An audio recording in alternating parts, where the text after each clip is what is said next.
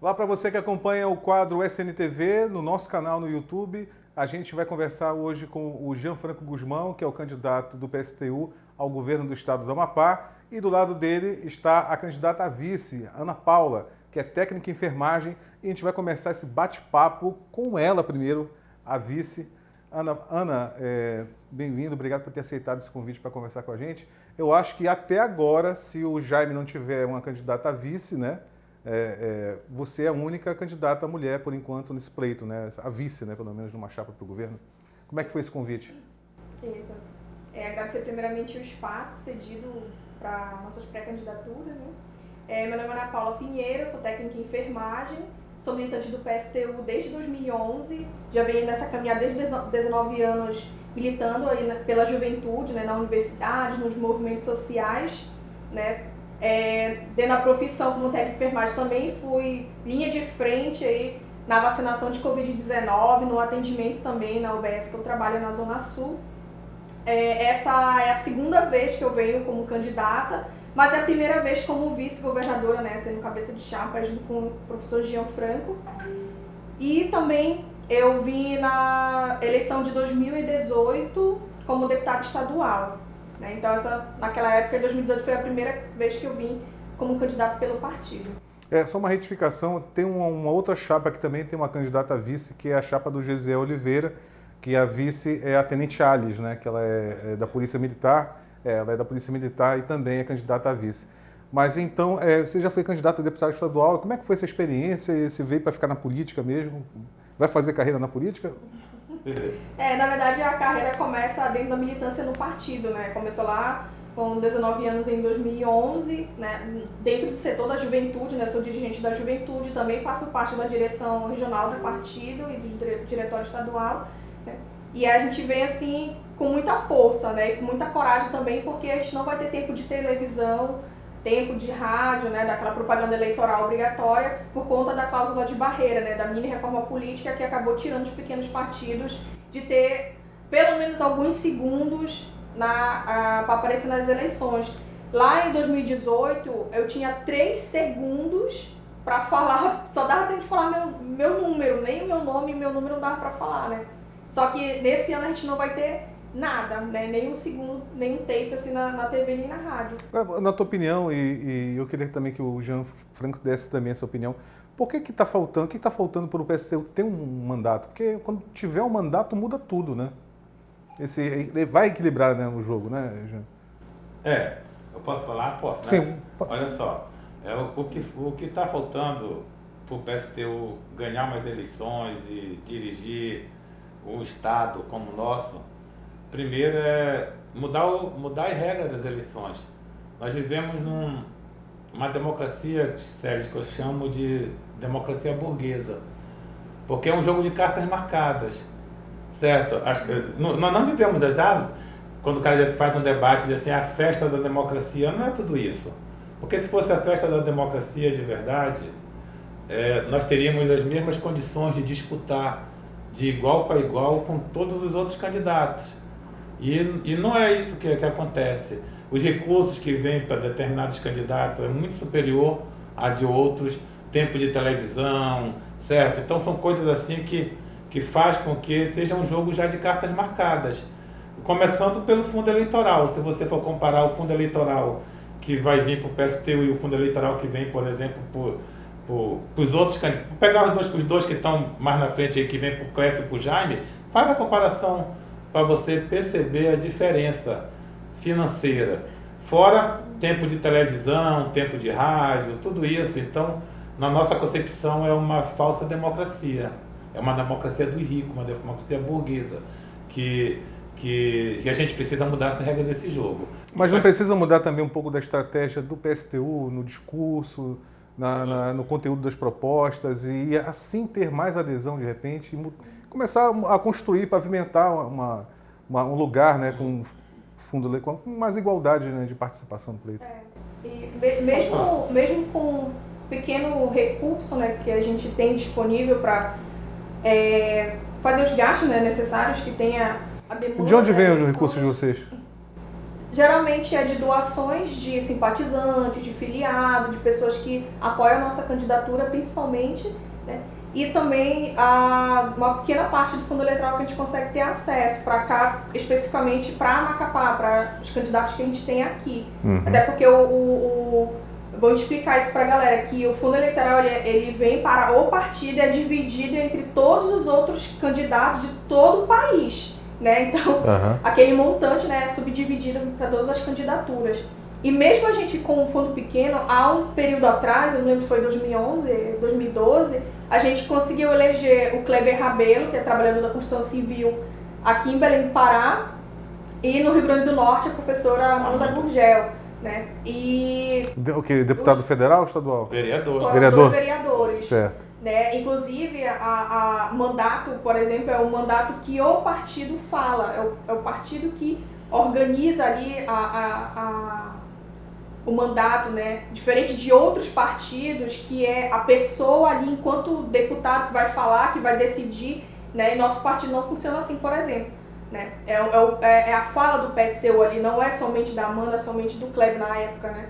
Então, por exemplo, qual seria o diferencial de um mandato do PSTU? Primeiramente, a questão salarial, né? A gente não tem acordo, né? A gente não concorda que um deputado, um vereador, um governador, um prefeito ou um presidente da república ganhe altos salários, né? E aí a gente define essa questão, né, que precisa rever, né? Tem que diminuir o salário ali dos parlamentares para aumentar o salário de outras categorias. Por isso que a gente fala que a gente defende o salário de um professor, por exemplo, para um vereador, para um prefeito, até o próprio presidente da República. E que os mandatos sejam revogáveis a qualquer momento do mandato. Isso é muito importante, porque às vezes hoje a legislação é assim, se o político está respondendo processo por corrupção, ele continua recebendo o dinheiro dele, continua recebendo todas as regalias até o final do processo, se ele for julgado, né, condenado, etc.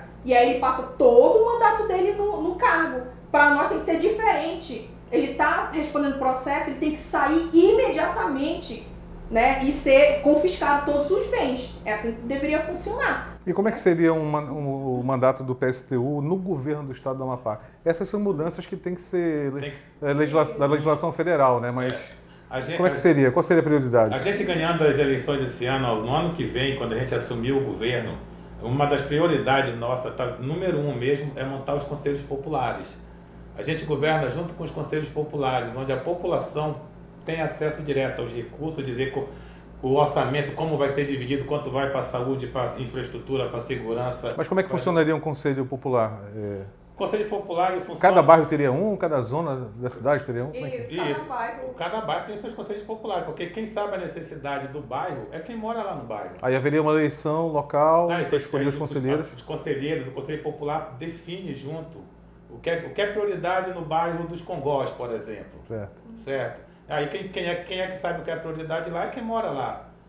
Qual é a prioridade do bairro Jardim Felicidade 2, que é o lugar que eu moro?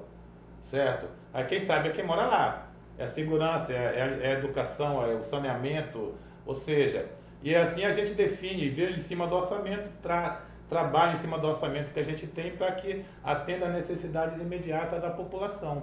Então o nosso governo será através dos conselhos populares. Importante construir esses conselhos populares onde a população tenha acesso a todo tipo de informação, diga como vai gerenciar os recursos. Mas isso aí também não seria haveria uma disputa depois entre o Conselho da Zona Norte, o Conselho do bairro dos Congós. A gente fez aí, cada conselho tentando puxar a brasa para sua sardinha. Porque, por exemplo, porque o orçamento não dá para resolver tudo, né? Aí... Não, por exemplo, dá para resolver o Congós, por exemplo, que é um pouquinho mais avançado, né? Que tem asfalto, que tem escola, o que precisa a demanda lá? É mais segurança pública? É mais moradia? Quantas moradias serão? Por exemplo, a gente tem um prédio lá da construção, né, em frente, lá na 4ª Avenida, que é da Minha Casa Minha Vida, que está abandonado desde 2013, ou até mais que isso, né? Mais de 10 anos aí, se eu não me engano, abandonado, que retomou recente as obras, porque a população foi lá, está com o nome invadiu, no papel, né? Houve uma invasão, né? Lá. Na verdade, uma ocupação, inclusive de pessoas que estão com o nome lá, que o prédio é dela, mas só que não está construído, né? Então, assim, o Conselho Popular também ele serve para fiscalizar essas obras, apesar de ter, né, a secretaria, ter outros órgãos e tal, mas que a população controlaria isso junto também, né, para evitar esse tipo de atraso, e ela ia dizer, né, tá faltando uma creche no bairro Congoste. Porque como é que funciona hoje?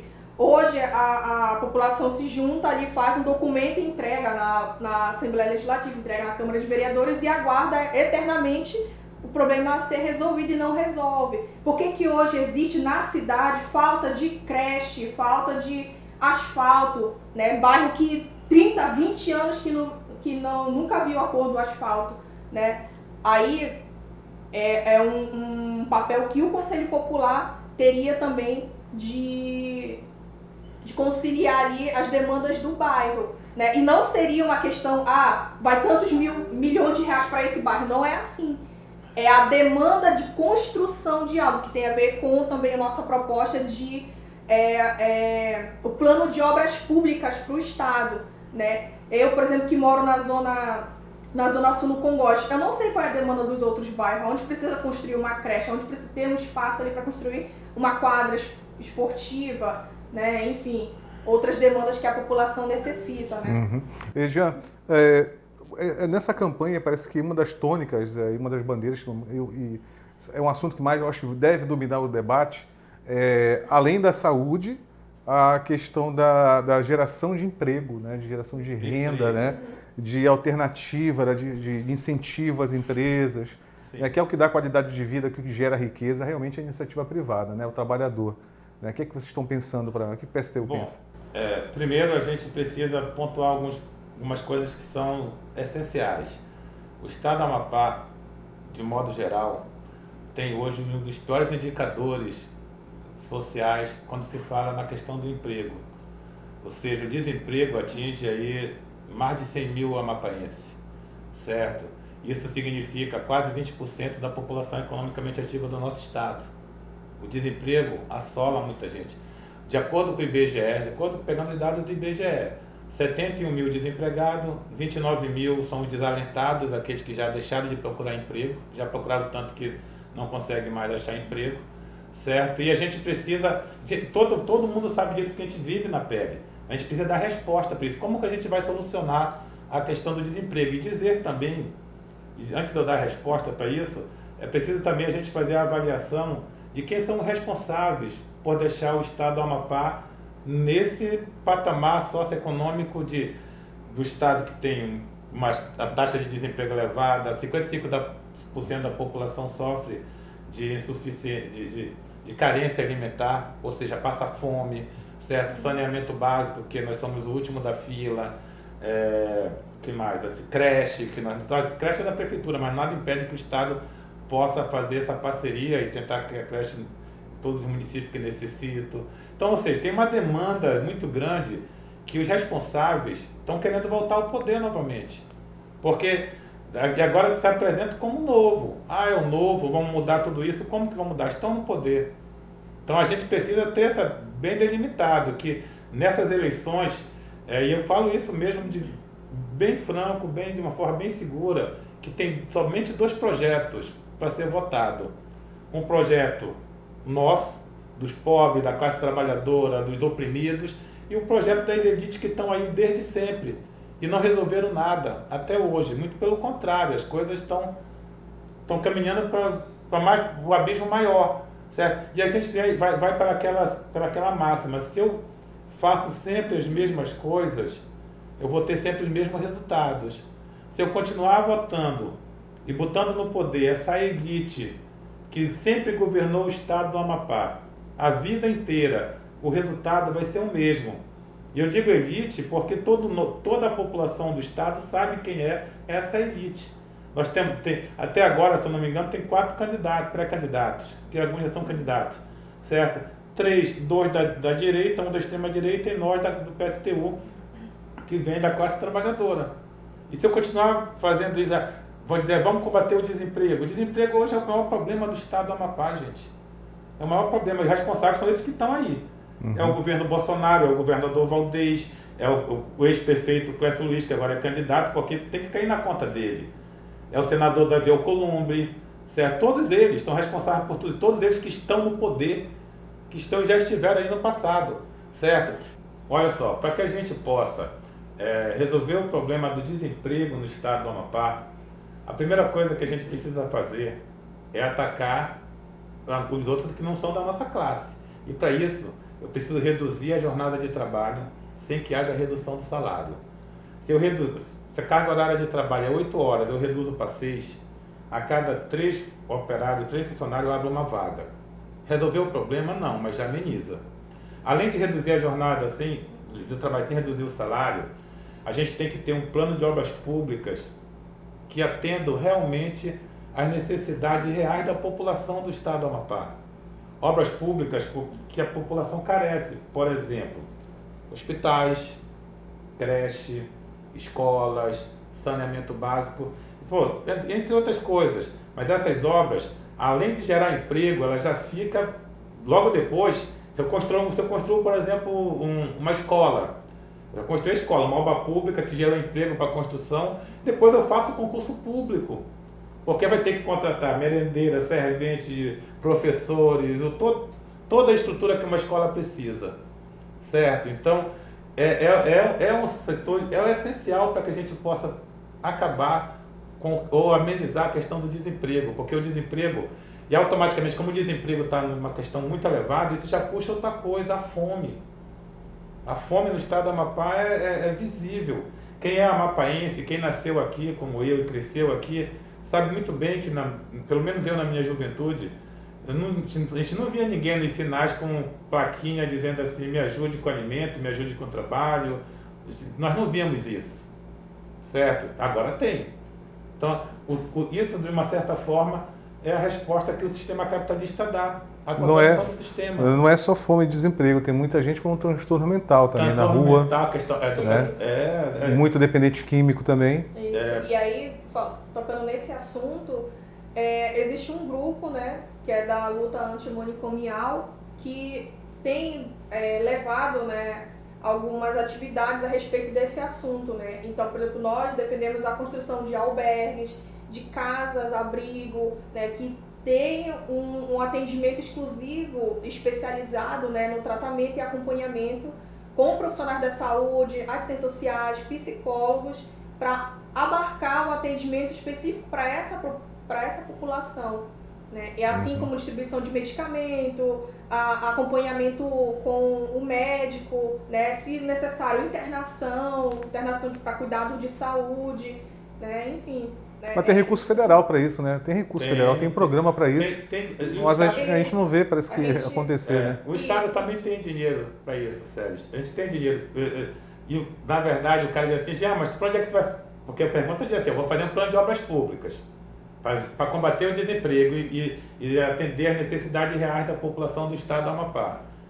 Saneamento, escola, creche, hospitais, segurança... Um plano de obras públicas. Construção civil, tá, beleza. Aí geralmente vem a pergunta, beleza, da onde tu vai tirar esse dinheiro para fazer tudo isso? O pessoal pergunta, porque a gente tem que ver quanto o orçamento do Estado, que cresceu, quanto foi o orçamento, porque a gente tem que ter parceria com o governo federal, tem tudo isso, mas a gente precisa reduzir o dinheiro de alguns setores que precisam ser reduzidos, para poder encaminhar, no mínimo, a construção de escolas, de hospitais, esse tipo de coisa. Vou dar um exemplo, a Assembleia Legislativa. Você pega o orçamento da Assembleia Legislativa e é 186 parece. 198 milhões, é isso. 198 milhões para 24 deputados. É muito dinheiro.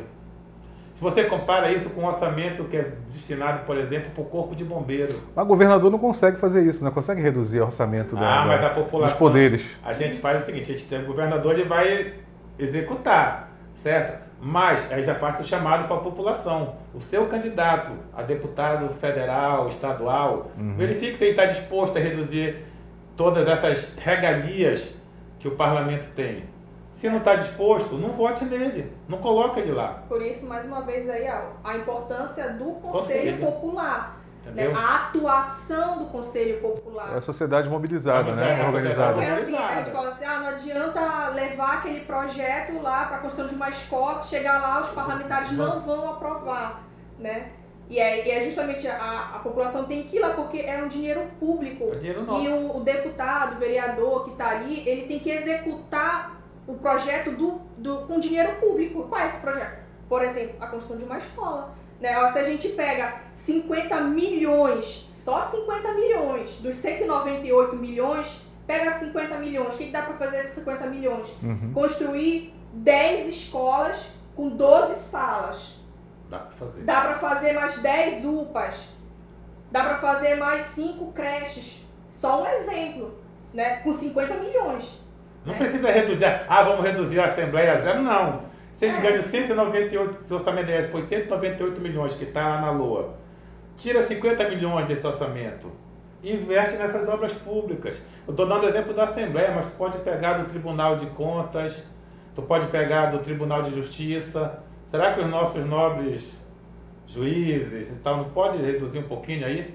Do Ministério Público. Provocar essa discussão. Tem que provocar essa discussão, porque os próprios chefes dos poderes. Não dá, Sérgio, não dá. Tá dependendo também só do governo federal. Não, eu vou pegar o da Assembleia, que é mais que é só 24 deputados. Mandar todo mundo apertar o cinto. Não dá para eu ter 198 milhões para a Assembleia Legislativa e ter 6 milhões para o Corpo de Bombeiro, 6 milhões para a Polícia Civil. Vou dar só um exemplo clássico. Não dá para eu ter 11 milhões para fazer propaganda para a comunicação, o recurso para a comunicação foi 11 milhões. E tu já pensou, para fazer a propaganda necessária, a comunicação necessária, mais 11 milhões para fazer a propaganda e dar 6 milhões, vou repetir, para o Corpo de Bombeiro, a gente tem que dividir melhor esse bolo.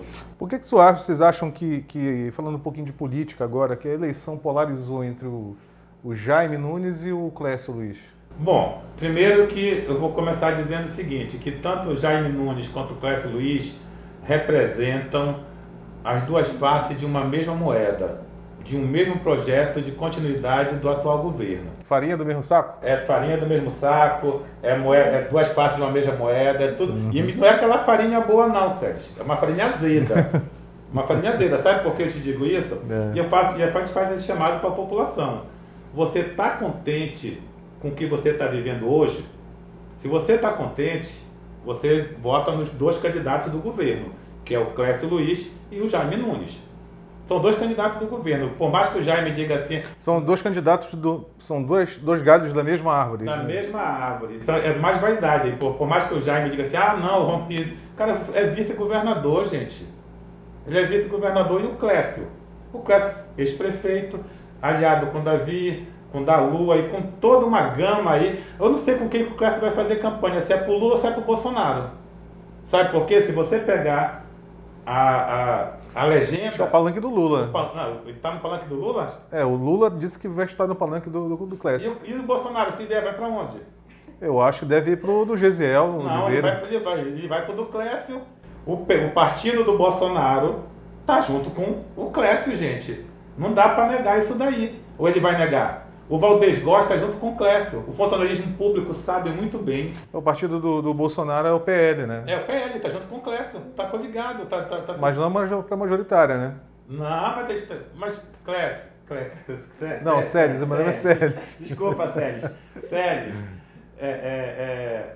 Mas eu entendi que existem alianças, né? Essas alianças, tanto aqui quanto nacionalmente, não representam o direito do trabalhador. Sério, você tem um ditado que é certo. O próprio Lula diz que se tiver no palanque do Clécio, ele vai estar também no palanque do Davi Alcolumbre, né? Então tu imagina.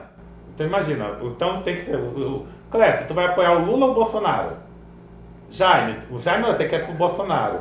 O Gesiel é bolsonarista doente, então esse é Bolsonaro mesmo. Então, e aqui é o seguinte, e o Lula? O Lula representa isso aqui também, gente. Sabe por quê? Porque tem um ditado popular que é certo. Na luta de classes, Séries, não tem meio termo. Ou você está do lado do trabalhador, ou você está do lado do patrão. Quando você faz conciliação de classes, que é isso que o Lula está fazendo, que é isso que o Clécio Luiz está fazendo, certo? Você já escolheu o lado. Você escolheu o lado do patrão, do empresário. Porque não existe... Eu não tenho como defender o direito dos trabalhadores, dos mais pobres, dos oprimidos, fazendo aliança com o patrão, porque os interesses são antagônicos. São interesses diferentes. E a população do Amapá precisa estar bem esclarecida sobre isso, certo? Se eu for votar, por exemplo, tanto no Jaime quanto no Clécio, que estão, entre aspas, polarizando o debate político no estado do Amapá, eu estou votando pela continuidade do governo Valdez Góes, que parcelou o salário por 8 anos, ou quase 8 anos, na verdade. Certo? Funcionário público, sabe muito bem disso, eu sei, eu sofri isso, eu sou funcionário público. Você é servidor estadual, né? Sou servidor estadual, então tive salário parcelado, certo? Que não deu nenhum tipo de reajuste. Na verdade, vou pegar o lado... Eu já ouvi dizer até que o servidor até se acostumou com o salário parcelado. Não acostumou não, ainda bem que acabou. Eu conversei com alguns servidores, não tô, assim, eu acho uma curiosidade. Não. Alguns se acostumaram a receber ali... Dia 10, 2 vezes no mês. Não, é porque as pessoas se adaptam, né? Só que é o seguinte, nós não se acostumamos com isso, com salário parcelado, com perdas salariais. Eu vou pegar da minha área, da educação. No governo Valdez Góes, nós chegamos até o ano passado a 72% de perdas salariais. Uhum. Aí o que foi que o Valdez fez? Agora esse ano, ele deu um reajuste, o governador fez, ele deu um reajuste linear para todo funcionalismo público de 10% e deu um vale alimentação de R$500, certo? Isso não paga nem o piso desse ano, porque o piso desse ano, o piso da educação, foi 33,24. E aí o que aconteceu? O governador só deu 10%. Então, ou seja, ele não cumpre nem o piso da educação, gente. O PSTU já fez a convenção esse ano? A nossa convenção vai ser amanhã. Do dia 30. Dia 30 agora. A nossa convenção vai ser dia 30, 18 horas, na Avenida General Osório, 18 horas. 18 horas, Avenida General Osório, 1093. Fazemos um chamado já para os filiados comparecerem para essa nossa convenção, para de fato definir uma candidatura socialista necessária para o estado do Amapá. Certo? Uma candidatura necessária, porque os outros que estão aí, aquele velho jargão cabe. É tudo farinha do mesmo saco. Não tem diferença. Não tem diferença. Qual é a diferença entre Valdez, Clécio e Gesiel? A diferença do Gesiel é que o Gesiel é bolsonarinho raiz. E a diferença é que entre Jaime, Clécio e Gesiel é que o Jaime e o Clécio já tiveram no poder, o Gesiel também não teve. Como também nunca tive. Certo? E que o Gesiel também acho que não tem nada de escândalo de corrupção nem nada. Eu também não tenho. O PSTU inteiro não tem. Pode fazer uma pesquisa. Faça uma pesquisa e veja qual é o partido no Brasil que é ficha limpa, vamos dizer assim, que nunca teve Polícia Federal batendo na porta, que nunca Mas teve... não é porque nunca teve mandato também? Não é por isso não. Já tivemos mandato. Tem mais de 30 mandato executivo? Né? Mandato executivo não tiveram ainda. Não, de executivo não, mas já tivemos mandato já, certo? Então mas nem militante, nunca ninguém foi preso por corrupção, que aqui o estado do Amapá, toda semana, todo dia praticamente, a Polícia Federal está fazendo visita na casa de uns e outros aí, certo? A gente defende prisão e confisco dos bens de corrupto e corruptores. Ok. Ué, gente, a gente conversou aqui com o Gianfranco Gusmão, do PSTU, candidato ao governo do estado. Do lado aqui dele, a candidata a vice, Ana Paula, técnica em enfermagem, pela primeira vez concorrendo aí numa chapa majoritária. Obrigado pela presença aqui no SNTV. E você que acompanhou até agora essa entrevista aí, aproveita e deixe seu like, curta o nosso canal, que é para a gente continuar produzindo conteúdo para você. Até a próxima. Valeu!